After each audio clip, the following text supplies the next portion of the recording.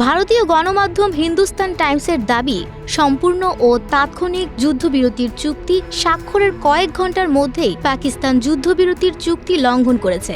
এই যুদ্ধবিরতি চুক্তিটি যুক্তরাষ্ট্রের মধ্যস্থতায় স্বাক্ষরিত হয়েছিল। ভারত ও পাকিস্তান যুদ্ধবিরতিতে সম্মত হওয়ার কয়েক ঘন্টার মধ্যেই জম্মু ও কাশ্মীরের ড্রোনের হামলার ঘটনা ঘটে। ভারত এই হামলার জন্য পাকিস্তানকে দায়ী করে যুদ্ধবিরতি লঙ্ঘনের অভিযোগ তুলেছে।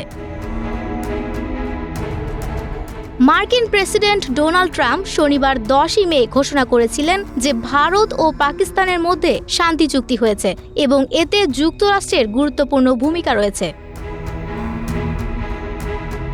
এছাড়া ভারতের পররাষ্ট্র সচিব বিক্রম মিশ্রি এক সংবাদ সম্মেলনে বলেন, পাকিস্তান যুদ্ধবিরতি লঙ্ঘন করেছে এবং ভারতীয় সেনাবাহিনী উপযুক্ত জবাব দিচ্ছে। তিনি পাকিস্তানকে দায়িত্বশীল আচরণ ও যুদ্ধবিরতির শর্ত মেনে চলার আহ্বান জানান। এর আগে 22 এপ্রিল কাশ্মীরের পেহেলগামে একটি সন্ত্রাসী হামলায় 26 জন ভারতীয় পর্যটক নিহত হন। ভারত এই হামলার জন্য পাকিস্তান ভিত্তিক জঙ্গি গোষ্ঠীগুলোকে দায়ী করে এবং পাল্টা প্রতিক্রিয়ায় পাকিস্তানের অভ্যন্তরে এবং পাকিস্তান অধীন কাশ্মীরের সন্ত্রাসী ঘাঁটিতে বিমান হামলা চালায়।